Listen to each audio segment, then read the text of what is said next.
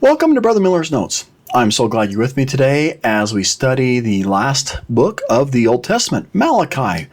Some of the places where we're headed today is the invitation of Malachi, which to me is the whole theme of the Old Testament. Return to me. Return to Christ. We're also going to focus on windows of revelation, to turn, bind, and seal. And I'm just going to conclude with a little message on, because some people ask, is it worth it? And Malachi has just a marvelous answer. Malachi lives around 430 BC. He is the last recorded prophet that we have in the Old Testament. And his name, Malachi, means my messenger. He served around the Jerusalem area. For Malachi, I think maybe the first thing he says about his message is it's the burden. It's a challenge. Sometimes when you're facing a society that has turned wicked and you're the prophet and you've been inviting them to be righteous, it's a tough thing. And you get that feeling, just as Malachi starts off chapter 1, that Israel has fallen spiritually and it's tough for him. Verse 1, the burden of the word of the Lord to Israel by Malachi. I have loved you, saith the Lord, but yet ye say, wherein hast thou loved us? That's a great question for them to be asking. It seems God is always showing his love, but the reciprocating part is not always there. He asks the question in verse 6, as a son honoreth his father, and a servant his master. If then I be a father, where is mine honor? And if I be a master, where is my fear, saith the Lord of hosts unto you, O priest, that despise my name? And you say, oh, we're going to change the topic. Wherein have we despised thy name? And Malachi just starts to point out to these, you'd call them the spiritual leaders, those that should be spiritual leaders. You are off the rails. You offer polluted bread, polluted offerings, verse 7. He calls it, the Lord's table is contemptible. And verse 7 to 8, you get this feeling that the priests, the people who should be doing the right things, are just tired of keeping the commandments. And they're doing some things, like they're actually doing some sacrifices, but there's not a lot of thought in it. It's routine. They're doing it with as little effort as they can, and you got as cheap as they can. They're putting as little effort in, as little money. Verse 9, they're offering sacrifices, but it's like the second or third string of the sheep. It's a sick one. That one's sick. That's what I'm going to offer. Oh, that one's lame. Okay, that's what I'm going to offer. Oh, that one's blind. That's what I'm going to offer. It's not much use to me, and I don't want it spreading its genes in the future. And they've forgotten the whole message of why they're sacrificing, that it's pointing them towards Jesus Christ. They're just doing their seconds or third places. And I just thought, for me, as I read this, sometimes I apply it to my life and I think, okay, is there a commandment that maybe I'm just a little more lax in? That I'm doing it out of routine, out of habit, that maybe I'm a little tired of doing, or I'm not taking much thought in doing it, not a lot of effort. Now that's just me as I read through these things. But if there is something in my life that I think, I could do a little bit better, I read little verses like this and think, I can do better and I should. For Malachi, chapter 2, considers the same theme, but ye are departed out of the way.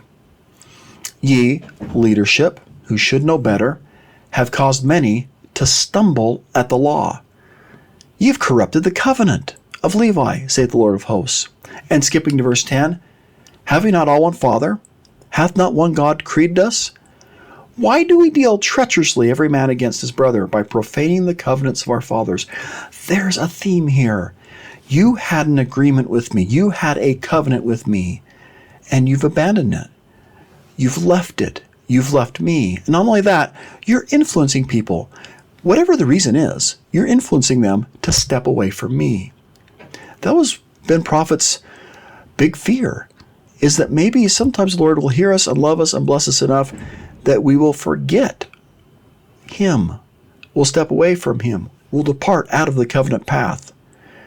One of my favorite quotes from Brigham Young is, The worst fear I have about this people is that they'll get rich in this country, forget God and his people, wax fat, and kick themselves out of the church and go to hell. For Malachi, I think he has that same fear, but he's also seeing it happening, that it's happened. But the message of Malachi is very simple. Return back to God. This is probably my favorite verse in all of Malachi, because it is the theme for me of the Old Testament. Come to Christ. Malachi 3:7 says, Even from those the days of your fathers, ye have gone away from mine ordinances, and have not kept them. Return unto me, and I will return unto you, saith the Lord of hosts. But ye said, Wherein shall we return? So two great verses, and this sets up the rest of the chapter for me. The invitation, return to me. And their question, how are we going to do that? What are we going to do? And God's answer is, I think, the rest of Malachi. If you want to return to me, I'm going to lay out and tell you how. Malachi teaches how to return to God. And maybe it's a little summary of all of the Old Testament. First things first, he says, chapter 2, verse 2, if you're going to return to God, you got to stop and hear him. And also, in verse 2, you need to turn your heart to God. You can't just hear him with your ears.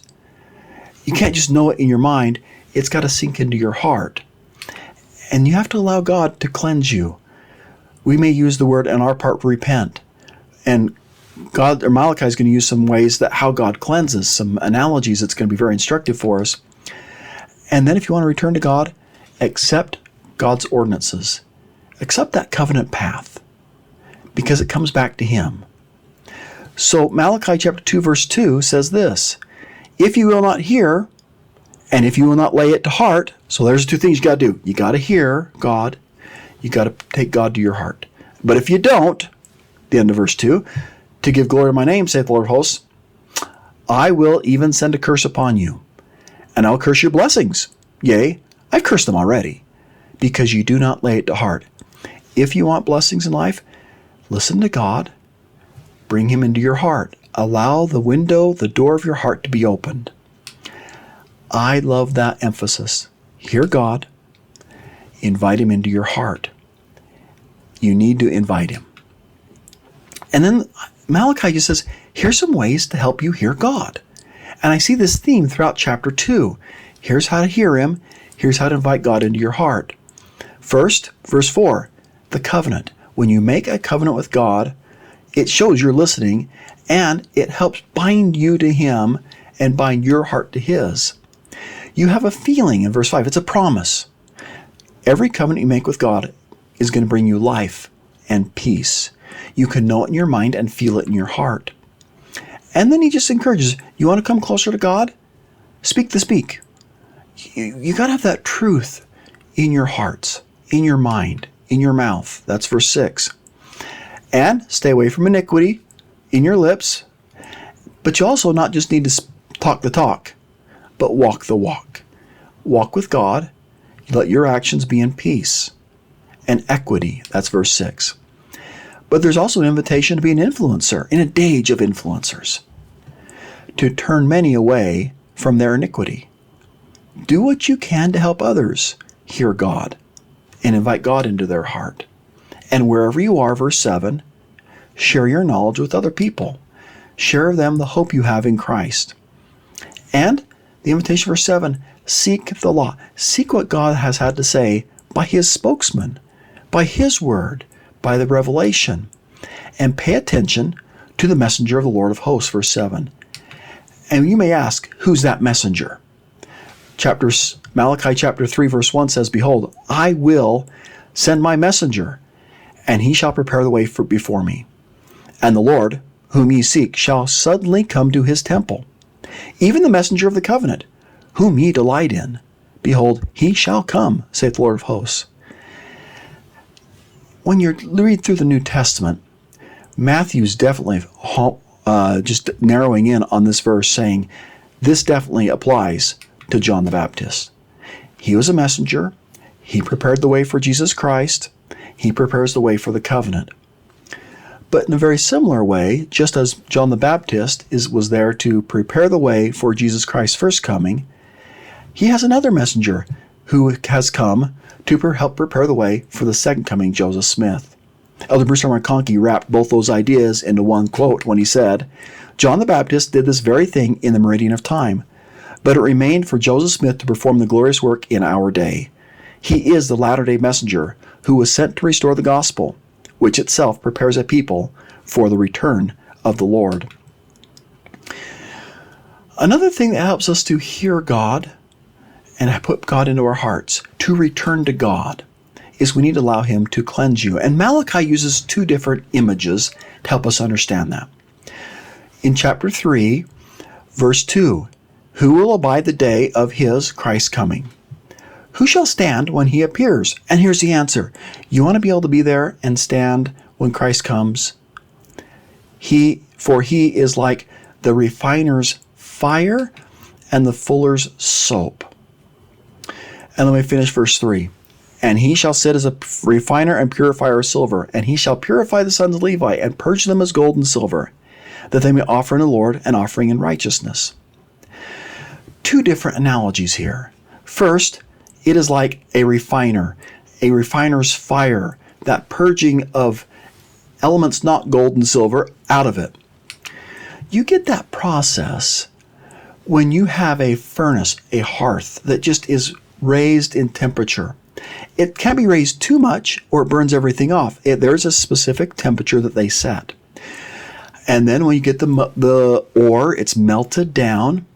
So all the heavier elements are at the bottom, sink to the bottom. You can get those off of a grate. The top, which is not going to be worth anything, they're calling it dross, the waste is on the top. And in order to get it the right temperature, you have to have some bellows back in Malachi's day. You'd make that air come a little bit, force it into the hearth or the furnace to elevate the temperature. I love the imagery he's saying. Sometimes when we have the opportunity to be purified, it does take a little more temperature. It takes us getting out of our comfort zone. It takes maybe a little bit of wind in our direction to help influence us to get that heat to the right place where we can be malleable, flexible enough to let those things burn off of our life that we don't need. And to be able to understand, this is Jesus Christ who's providing that warmth to us, that heat to us, and the wind direction. There's also a second idea for Malachi, that Christ can purify us like a fuller's field. Now, a fuller they're cleaning cloth, or they're cleaning garments. And kind of the process is it is just so you know, it's a stinky process. It's a time-consuming process where they would get the garments, the sheets, the cloth, and they're going to get it, and they're going to start, they'll start by walking on it. They're trying to get the oil and dirt out. They'll start stomping on it. And then you get to a place where maybe you get some of the loose things out, and then you have the fullers there, and they are getting something and smacking the cloth to get a little bit more of those soils, those oils out of the cloth to make them pure and white. Now, this could be before it's even sold. And often it is. You get the wool coming in, and you're just trying to make that cloth so it's as nice when it's new as you can. But also, you're working with dirty things all day, and it gets to be very stinky. Here are three ways that Malachi's imagery can apply to us. First, the Lord purifies us. Like clean white cloth or brightly shining silver, the end product of our purification is something beautiful and valuable, a soul perfected in virtue and holiness. We can attain to this state only with the Lord's help and in His way. Second, the purification process can be harsh and difficult. The trials of this life are not only unavoidable, but also necessary. We must be willing to submit to all things which Lord seeth fit to inflict upon us, so that we can become like Him. And third, the Lord is with us through our trials. The refiner of silver and the fuller of cloth could not set their process in motion, walk away, and later return when it's finished. They had to be there at every stage and see it through to the end. Likewise, the Lord is not distant from us in our trials, but is intimately engaged in our lives. Malachi adds, if you want to return to the Lord, you need to show your love for him. Keep his commandments. One of the commandments he picks out. He asks the question, will a man rob God? Malachi chapter 3, verse 8. And this verse has been talked about a lot. The strength of the youth, the old strength of the youth, defined tithing. I like the way it was defined. A tithe is 1/10 of your income. Now that's also from the Doctrine and Covenants. In order to enter the temple, you must be a full tithe payer. Paying tithing is a sacred privilege. When you pay tithing, you show your gratitude for all that God has given you and return to him a portion of what you have received. Tithing is used to build temples and meeting houses and translate and publish the scriptures. Do missionary and family work and family history work. In other ways, build God's kingdom on earth. Your attitude is important in paying tithing. Pay it because you love the Lord and have faith in him. Pay it willingly with a thankful heart. Pay it first, even when you think you do not have enough money to meet your other needs. Doing so will help you develop greater faith, overcome selfishness, and be more receptive to the Spirit. The new Strength of Youth, a guide for our youth, says it this way. Show love for God by keeping his commandments. For example, by keeping the Sabbath day holy, including faithfully preparing for and partaking of the sacrament. You show God that you're willing to dedicate one day a week to him. As you fast and pay tithes and offerings, you show God that his work is more important to you than material things. When you use the names of God and Christ with reverence, never in a vain or casual way, you show you are grateful for all they have done for you. But a part of it is just very simple. If you want to return to God, show your love for him. Keep his commandments. And there's a promise in Malachi 3, verses 10 and 11. Bring ye tithes into my storehouse. And I pause there. And I've read where some people have said, I think that I know better what to do with the money God's given me. I'm not going to give it to the church because I'm going to give it to someone else. And maybe they say, oh, maybe the church has too much. The way I look at it is, it's not my money to give away. It's not my storehouse. And when God says, into mine house, I think it's his house. And for me, it's an act of faith. And I just want to be able to let God know, I'm willing to give the way you want me to, not the way I think I should. So verse 10, bring ye all the tithes into the storehouse, that there may be meat in mine house. And prove me now herewith, saith the Lord of hosts, if I will not open the windows of heaven and pour out a blessing, that there shall not be enough room to receive it. I love that phrase, open you the windows of heaven. Windows are something you see through. Sometimes we think, oh, maybe there's this window and God opens it up and gives us blessings. For me, a more important way to look at this verse, it's not just the windows of blessings. It's the windows of heaven. When you have a window into heaven, you can see into heaven and maybe feel and just kind of get a sense of what heaven is. But it's also a way to get heaven to you, to get that extra light into your life. For me, the windows of heaven open up the windows of revelation. Maybe to return to God. Let God open the windows of revelation into your mind and your heart. That's one of the greatest blessings I think we can have today. And then verse 11, more blessings. I rebuke the devourer for your sakes. He shall not destroy the fruits of your ground. Nevertheless, neither shall your vine cast her fruit before the time in the field, saith the Lord of hosts. We're not an agricultural society, and maybe that doesn't make as much impact to us, but I think the Lord is saying, I'm going to bless what you do if you will remember me and put me first. I want to be known, no matter how much I have, whether it's 2 mites or 2 billion. And it's not going to be billion, but I just want to do it the Lord's way and give of him what he's asked. I want to show my willingness and my love. Now, changing gears a little bit, this is a picture of Joseph Smith's bedroom while he was growing up. It's been rebuilt. And on September 21st, 1823, Moroni appeared to Joseph Smith and quoted some Old Testament and different scriptures to him, New Testament as well. I just want to bring, just to show you a couple of ones we're studying this week. Malachi 3, 1 through 4, which we just kind of talked about, and the entire chapter of Malachi, chapter 4, verses 1 through 6. Here's a summary of what all that altogether taught Joseph. Perhaps it's that first part of Malachi 3 that teaches Joseph that there will be a messenger to prepare the way for Christ's coming, and the Lord's going to come to his temple. And your job, Joseph, is we got to get a group of people who can be there when Christ comes.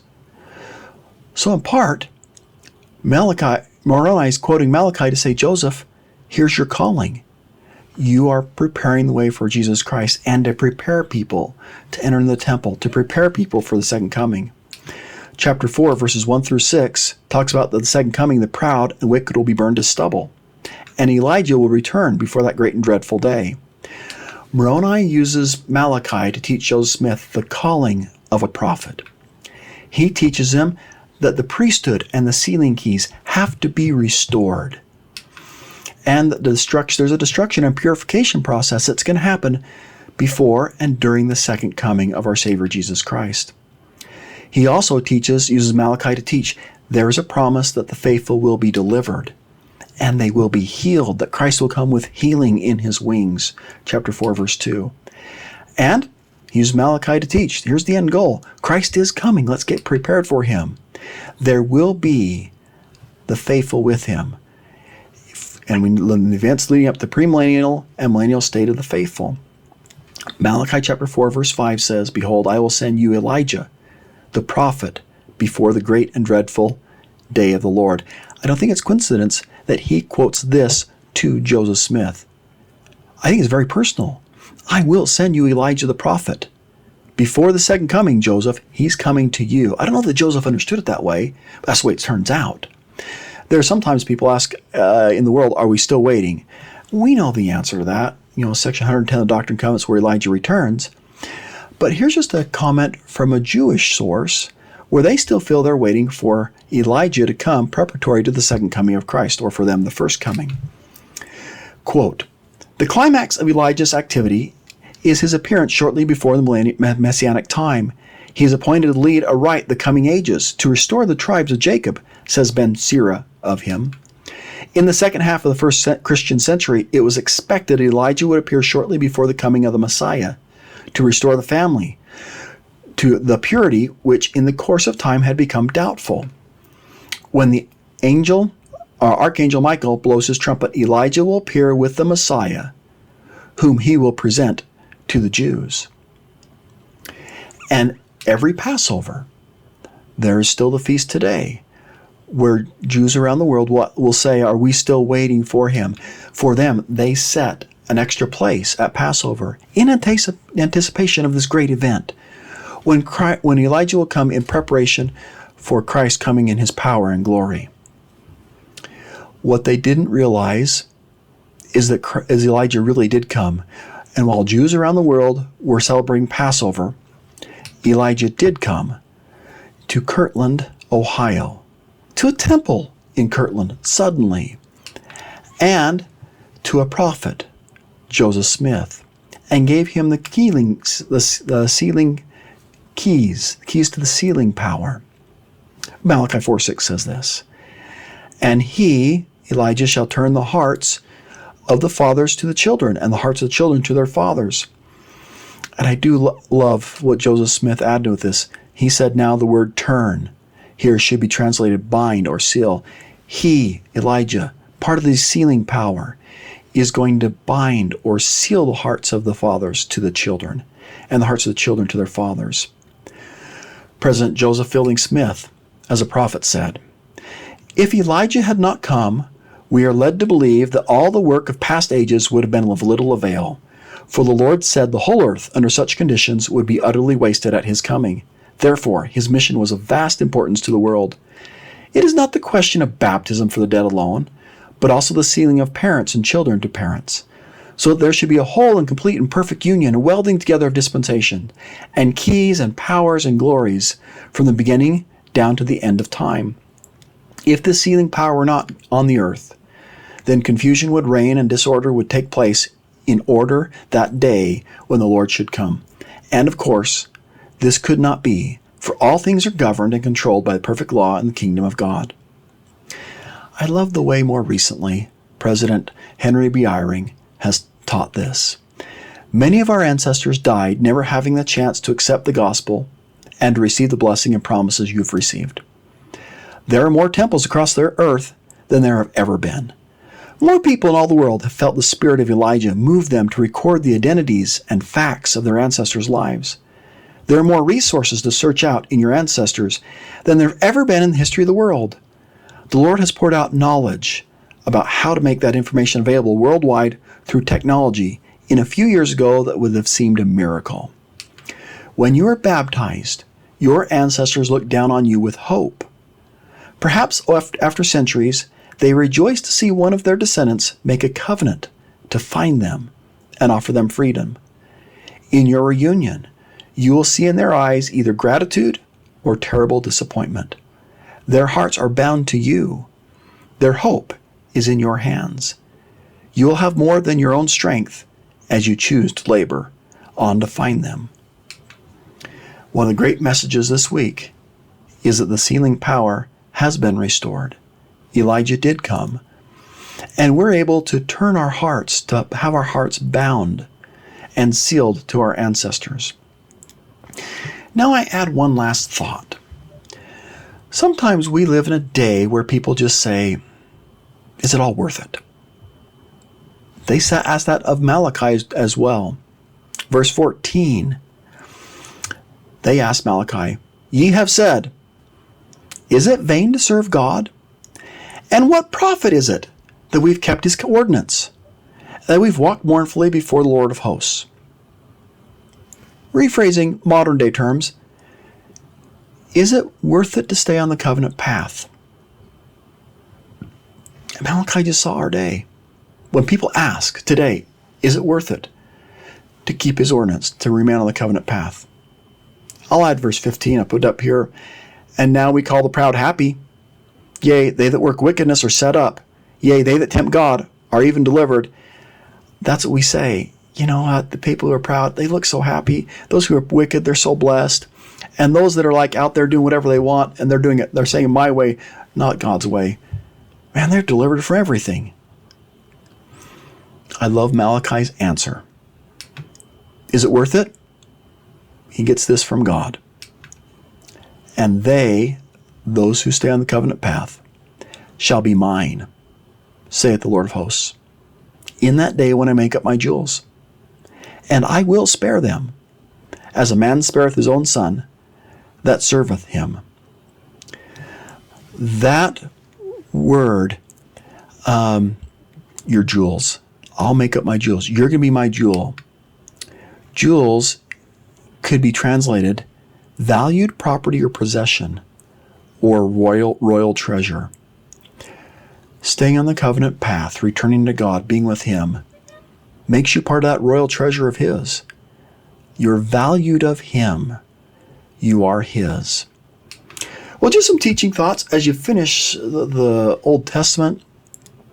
Anytime you get in Malachi, sometimes I think of family history consultants, and it might be a great time to invite them into your home or invite them into your class and just say, can you show us how to do this? I think most people are very willing to take family names to the temple, and they want to.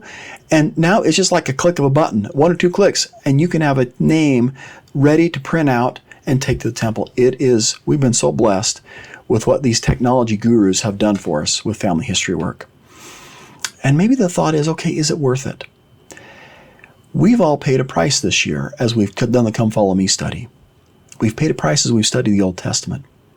Has it been worth it? Yeah, it has. It's been worth it to us. It's been worth it for our family. Maybe just take a few minutes. And if you're teaching a class, this year as you've studied the Old Testament, what's been the benefit to you?